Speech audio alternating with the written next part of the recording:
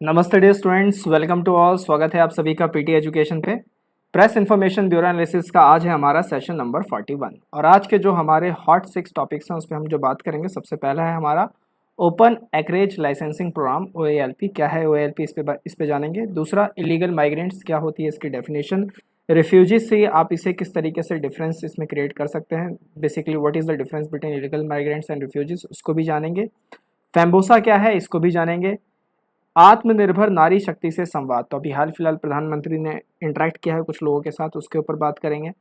Fifth, international youth day 2021 and sixth, Indigo. Indigo नहीं है, ये इंडिगो है, right. And seventh, MCQs for the practice. तो चलिए स्टार्ट करते हैं आज का सेशन। सबसे पहला हमारा जो स्टोरी है वो है ओपन एकरेज लाइसेंसिंग प्रोग्राम। देखिए क्या है, बेसिकली सबसे पहले एक पॉलिसी आई थी, hydrocarbon exploration and licensing policy help, जिसे बाद में रिप्लेस किया गया था न्यू एक्सप्लोरेशन लाइसेंसिंग पॉलिसी के तहत, जो कि मार्च 2016 में अप्रूव की गई थी।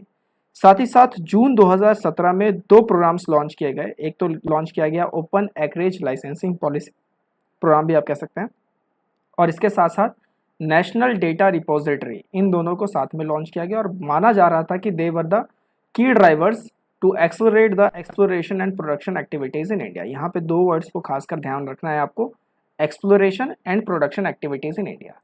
इस पॉलिसी के तहत क्या होगा, ओपन एकरेज लाइसेंस प्रोग्राम के तहत कंपनीज को परमिशन दी जाएगी कि वो जिन क्षेत्रों में से चाहें वहां पर ऑयल और गैस के लिए एक्सप्लोर कर सकते हैं, कार्व आउट कर सकते हैं। पहले की जो पॉलिसी थी उससे ये पॉलिसी अलग है। पहले की पॉलिसी में क्या होता था, पहले की पॉलिसी में ये होता था कि सरकार सबसे पहले जो है एरियाज को आइडेंटिफाई करती थी और फिर उसके बाद कंपनीज के सामने रखती थी कि देखो भैया ये इलाका है, इसमें से आपको एक्सप्लोर करना है ऑयल और गैस जो भी आप चाहें, और इसके लिए आपको करनी पड़ेगी बिडिंग। लेकिन अब सरकार ने अपना इंटरफेरेंस कम करते हुए बोला है कि अब कंपनीज ही तय करें कि उन्हें कौन से एरिया में कार्व आउट करना है और क्या क्या उन्हें एक्सप्लोर करना है। इस पॉलिसी की ज़रूरत क्यों पड़ी, आप जानते हैं भारत की जो इकोनॉमी है वो बहुत ज़्यादा फास्टेस्ट ग्रोइंग है and third largest consumer of petro products है आफ्टर यूएस एंड चाइना। तो भारत जो है क्रूड ऑयल के इंपोर्ट पे हैविली डिपेंडेंट रहता है और सरकार की टांगें इसमें टूट जाती हैं। पिछले 10 साल में अगर आप देखें, 2006 से लेकर 2016 तक की अगर हम बात करें, तो इसमें जो net import of crude oil है भारत का वो बढ़ा है, लगभग दुगना हुआ है, राइट। आप इन फिगर और इन फिगर को देखेंगे तो लगभग आप कह पाएंगे कि दुगना हुआ है। इसके एडवांटेजेस क्या हैं इस पॉलिसी के, तो इसके पॉलिसी की जो सबसे पहले एडवांटेजेस ये हैं कि ऐसी पॉलिसी लाने से जो आपके एक्सप्लोरेशन है भारत में, उससे रिलेटेड जो एक्टिविटीज़ हैं वो बढ़ी हैं। दूसरा, रेड टेपिज्म को कहीं ना कहीं ये खत्म करता है और एक्सप्लोरेशन और प्रोडक्शन सेक्टर को एक प्रकार का बूस्ट प्रोवाइड करता है। थोड़ा सा हेल्थ के बारे में भी जान लेते हैं, जिसे नेल्प के थ्रू यानी न्यू एक्सप्लोरेशन लाइसेंसिंग पॉलिसी के थ्रू रिप्लेस किया गया था। हेल्थ में क्या है, हेल्थ में यह है it adopts the revenue sharing contract model which is a giant step towards improving the ease of doing business in the Indian exploration and production sector. तो इस पे हमें बात, यानी कि भारत की जो रैंकिंग सुधरी है EODB में, वो उसमें कहीं ना कहीं तक हेल्थ का भी है बहुत हाथ रहा है। दूसरी हमारी स्टोरी है इलीगल माइग्रेंट्स के ऊपर। इलीगल माइग्रेंट्स की डेफिनेशन क्या होती है, बेसिक डेफिनेशन ये है कि ऐसे फॉरेन नेशनल्स जो किसी भी कंट्री में एंटर कर रहे हैं विदाउट वैलिड ट्रैवल डॉक्यूमेंट्स, उन्हें बोला जाता है इलीगल माइग्रेंट। जबकि रिफ्यूजी क्या होते हैं, शरणार्थी इन्हें कहते हैं हिंदी में। रिफ्यूजी ऐसे लोग होते हैं जो अपने ही देश से आए हुए होते हैं, अपने ही देश से निकाले गए होते हैं। उसके पीछे XYZ कोई भी रीज़न हो सकता है। रीज़न हो सकता है fear of persecution for reasons of race, religion, nationality, membership और of a particular social group और पॉलिटिकल ओपिनियन। साथ ही साथ कुछ जोग्राफिकल चीज़ें भी हो सकती हैं, उसके ऊपर भी बात होती है। और ये सब आता है आपका 1951 UN convention on the status of refugees. Bharat की जहाँ तक बात करें, भारत इसका सिग्नेटरी नहीं है। आपको ध्यान रखना है कि इंडिया जो है 1951 UN convention on status of refugees, इसका सिग्नेटरी नहीं है। अब अगर इलीगल माइग्रेंट आपके देश में आते हैं तो उससे क्या इशू होते हैं, सबसे पहला इशू तो ये होता है कि जो नेशनल थ्रेट है, सिक्योरिटी थ्रेट है, नेशनल सिक्योरिटी ब्रीच होने का खतरा हमेशा बना रहता है। साथ ही साथ जो लोकल पॉपुलेशन है, वहाँ की जो इंटरेस्ट है वो भी अफेक्ट होती है, उन पे भी इम्पैक्ट आता है। और दूसरी चीज़ ये हो सकती है कि पॉलिटिकल इंस्टेबिलिटी काफ़ी क्रिएट हो जाती है, जहाँ पर जो इलीगल माइग्रेंट्स हैं उनके अगर कुछ लीडर्स हैं और उन्होंने मोबिलाइज करना शुरू कर दिया देश के लोगों को, तो फिर बहुत मतलब चीज़ें बिगड़ सकते हैं। या फिर पॉलिटिकल पावर गेन करने के लिए लोकल पॉपुलेशन को ही इन इलीगल माइग्रेंट्स के खिलाफ भड़का दिया गया, तो वहाँ भी काफ़ी ज़्यादा पॉलिटिकल इंस्टेबिलिटी देखने को मिलती है। साथ ही साथ इसमें जो rule of law, integrity of country, ये सब भी जो है कहीं ना कहीं अंडरमाइंड होते हैं बाय इलीगल माइग्रेंट्स, क्योंकि ये आपके देश के कानूनों को नहीं जानते, नहीं समझते। आपको इन्हें सिखाने समझाने में ही कुछ समय लगेगा। भारत में क्या इसको लेके कोई कानून है? भारत में सबसे पहला कानून है पासपोर्ट एक्ट 1920, सीए में हमने इसके बारे में बात की थी। The act empowered the government to make rules requiring persons entering India to be in possession of passports. It also granted the government the power to remove from India any person who entered without a passport. साथ ही साथ citizenship act 1955, इसको भी हमने discuss किया था। आपको polity की प्लेलिस्ट में सारा कुछ मिल जाएगा। सिटीजनशिप के ऊपर हमने पूरी अच्छे से बात की हुई है। It provides for the acquisition and determination of Indian citizenship. Moreover, the Constitution has provided citizenship rights for the OCI, NRI and PIO. तो तीन तरीके के मतलब नागरिक अधिकार जो है हमारा संविधान प्रोवाइड करता है, OCI के लिए, NRI के लिए, PIO के लिए। इसके बाद फॉरेनर्स एक्ट 1946 भी है, जिसे फॉरेनर एक्ट 1940 से रिप्लेस किया गया और इसके पावर्स को काफ़ी बढ़ाया गया। The act empowered the government to take such steps as are necessary to prevent illegal migrants, including the use of force. तो फोर्स का भी यूज सरकार कर सकती है। The concept of burden of proof lies with the person, यानी लोगों को ही प्रूव करना पड़ेगा कि वो इस देश के नागरिक हैं या नहीं। इसमें जो अथॉरिटीज़ हैं उनको प्रूव नहीं करना पड़ेगा। This concept has been upheld by the Constitution Bench of Supreme Court. The act empowered the government to establish tribunals which would have powers similar to those of a civil court. तो civil courts के power के तहत ही इसमें जो tribunals हैं वो बनाए जाते हैं, स्टेब्लिश किए जाते हैं। अभी हाल फिलहाल अमेंडमेंट भी किया गया था फॉरेनर्स ट्राइब्यूनल्स ऑर्डर 1964 के तहत, राइट। इसमें कुछ बातें कही गई थी। अगले कानून है जैसे रजिस्ट्रेशन ऑफ फॉरेनर्स एक्ट 1939। इसके तहत किसी भी फॉरेनर नेशनल को जो है खुद को रजिस्टर कराना ज़रूरी है। On a long term visa पे अगर वो आए हैं तो more than 180 days are required to register themselves with a register officer within 14 days of arriving in India. तो अगर कोई फॉरेन नेशनल भारत में आए हैं तो 14 दिन के अंदर भीतर एक रजिस्ट्रेशन ऑफिसर से खुद को रजिस्टर कराना ज़रूरी है। बट अगर वो फॉरेन नेशनल पाकिस्तान से हैं तो 24 घंटे में उन्हें ये काम करना पड़ेगा। तो ये कुछ बातें थी इलीगल माइग्रेंट्स को लेके, उनके थ्रू सारे हमने प्रोविजंस देखे, इनको आप अच्छे से पढ़ लीजिएगा, एग्जाम में कुछ भी आ सकता है। फैम्बोसा पे चलते हैं जो हमारा अगला टॉपिक है। फैम्बोसा क्या है? फैम्बोसा का पहले फुल फॉर्म जान लेते हैं। Forum of election management bodies of South Asia. So this is the full form of FEMBoSA. आप समझ ही गए होंगे, इलेक्शन मैनेजमेंट बॉडीज को लेके एक पूरा फोरम है। इसकी 11वीं एनुअल मीटिंग हुई है, राइट। और इस मीटिंग को इलेक्शन कमीशन ऑफ इंडिया ने ही इनॉग्रेट किया है। इसकी चेयरमैनशिप को इस मीटिंग में इलेक्शन कमीशन ऑफ इंडिया ने इसकी चेयरमैनशिप को जो है हैंडओवर किया है किसको? इलेक्शन कमीशन ऑफ भूटान को। जैसे उन्होंने हैंडओवर किया तो थिम्पू रेजोल्यूशन भी इलेक्शन कमीशन ऑफ भूटान ने निकाला, जिसमें उन्होंने बात की कि उनकी जो चेयरमैनशिप है वो 2 साल के लिए होगी। इससे पहले यानी पेंडेमिक से पहले ये जो चेयरमैनशिप का टेन्योर था वो 1 साल का था, लेकिन पेंडेमिक की सिचुएशन को देखते हुए इसे 2 साल का किया गया है।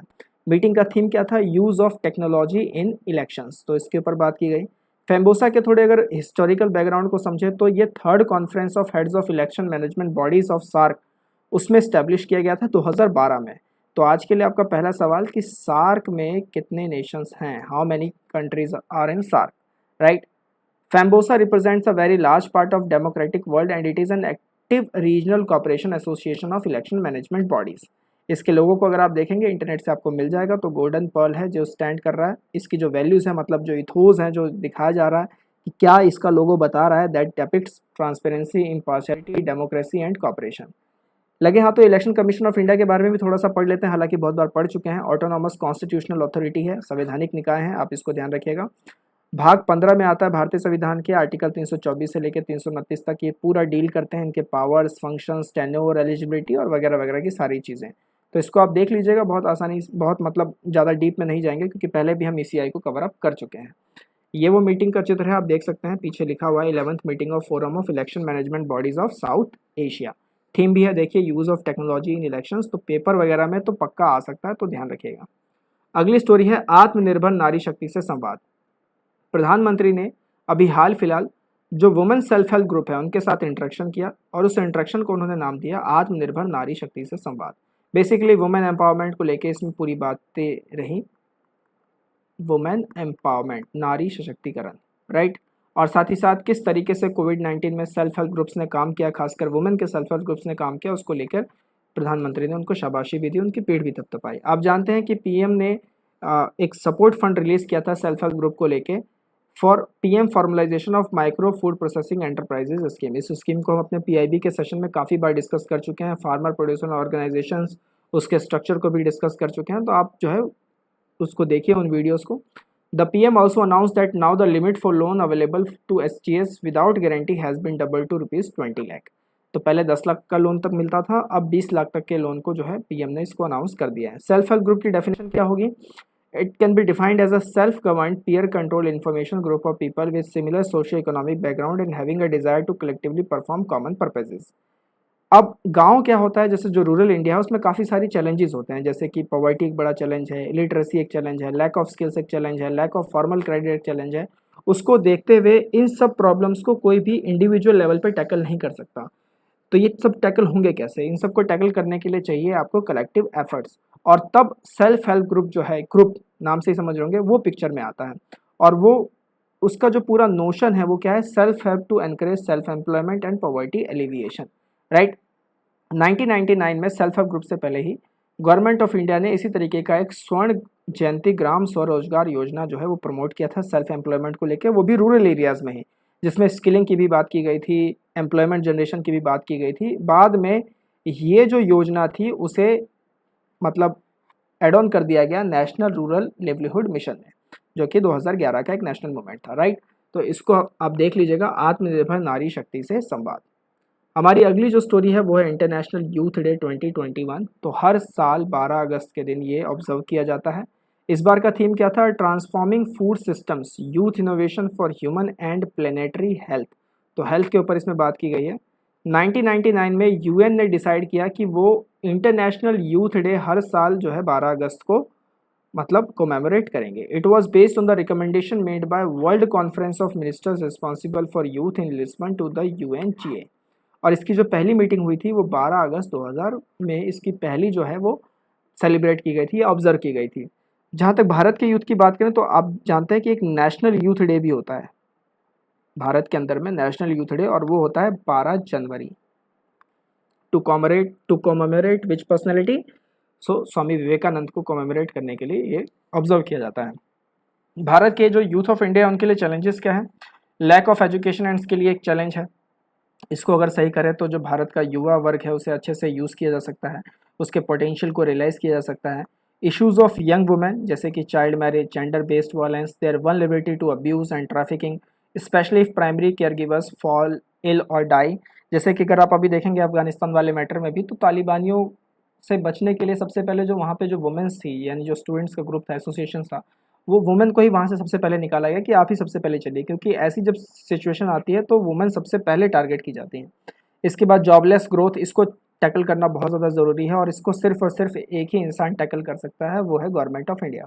And then low social capital, जिसमें आपके high levels of hunger, malnutrition, stunting among children, high levels of anaemia among adolescent girls, poor sanitation, ये सब वगैरह वगैरह सारी जो है सोशल कैपिटल वाली बातें, राइट। तो इसमें इन्वेस्ट करने की जो है बहुत ज़्यादा ज़रूरत है। अगर ये सब चीज़ें बिल्कुल सही पैटर्न पे हो गई तो फिर जो है जो इंडियन यूथ है उसका जो पोटेंशियल है वो बिल्कुल सही मायने में रियलाइज़ होगा, and then we will reap demographic dividend. Otherwise तो सब डेमोग्राफिक डिजास्टर बन के रह जाएगा। बहुत अच्छा इन्फोग्राफिक है आपके लिए, the young and the restless, 5 minute के अखबार से, इसे आराम से पढ़िएगा। हमारी जो आखिरी स्टोरी है दैट इज़ इंडिगो। क्या है Indigo? It is India's first cattle genomic chip for the conservation of pure varieties of indigenous cattle breed, जैसे कि गिर, कंकरेज, साहिवाल, ओंगोले एक्सेट्रा। ये सारे जो है इंडिजिनस कैटल के ब्रीड्स हैं। तो उसको लेके पहला जीनोमिक चिप जो है वो आ चुका है। ये चिप इनके कंजर्वेशन में ही मदद करेगा, और इस चिप को बनाने वाले कौन है? National Institute of Animal biotechnology Hyderabad, right. Indigo is purely indigenous and the largest cattle chip off the world. तो ये एक टैग इसके साथ जुड़ गया है, ये एक तमगा, एक अचीवमेंट इसके साथ जुड़ गया, तो आपको ध्यान रखना है, एग्जाम में आ सकता है। The chip to achieve the goal of the conservation of our own breeds with better characters and help towards doubling of farmers income by 2022। क्योंकि अगर आपने इन कैटल को अगर कंजर्व कर लिया, इनको सुरक्षित कर दिया, तो फिर इससे जो है प्रोडक्शन पे काफ़ी असर पड़ेगा। The manufacturing of this chip is in synergy with Rashtriya Gokul Mission and a great example of Atmanirbhar Bharat. Further the chip exemplifies the application of scientific knowledge and innovations for ease of living for all sections of society. जहाँ तक NIAB की बात है, यानी कि National Institute of Animal Biotechnology, ये एक autonomous research establishment है जो कि आता है डिपार्टमेंट ऑफ बायोटेक्नोलॉजी के अंदर, और जो कि आता है ministry of science and technology के अंदर। तो सवाल ये भी पूछा जा सकता है कि ये जो NIAB है ये किस मंत्रालय के तहत आता है? तो आपको ध्यान रखना है, ये आता है ministry of science and technology के तहत। क्लियर है? सो this is basically the basic information over Indigo. चलते हैं अपने एमसीक्यूज की तरफ। आज के जो 3 एमसीक्यूज हैं आपके लिए लाइंड अप कर दिए गए हैं। सबसे पहला है प्रधानमंत्री आत्मनिर्भर स्वस्थ भारत योजना। इससे रिलेटेड आपके सामने 2 स्टेटमेंट है। This scheme will replace the National Health Mission. The targets envisaged under the scheme are to be achieved by financial year 2025-26। इनमें से कौन सा स्टेटमेंट करेक्ट है ये आपको बताना है। दूसरा सवाल है कि वाइल्ड फायर जो है अभी हुआ था हाल फिलहाल, और उसने एक आइलैंड ऑफ एविया के जो पाइन फॉरेस्ट है उनका जो एरिया है उसको डिस्ट्रॉय कर दिया था। तो ये आइलैंड ऑफ एविया ये कहाँ पे लोकेटेड है?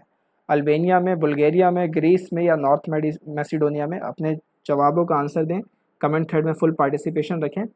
तीसरा सवाल, the Gadaba, Paroja and Omanatya tribes ये किस राज्य से बिलोंग करते हैं? गुजरात, उड़ीसा, बिहार, झारखंड।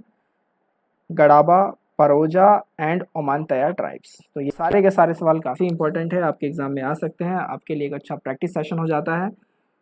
पार्टिसिपेट कीजिए, मोटिवेटेड रहिए और हमसे जुड़े रहिए। सेशन को हो सके जितना लाइक कीजिए, शेयर कीजिए अपने दोस्तों में। टीम लगातार आपके लिए मेहनत कर रही है। हम मिलेंगे अगले सेशन में। Till then take care.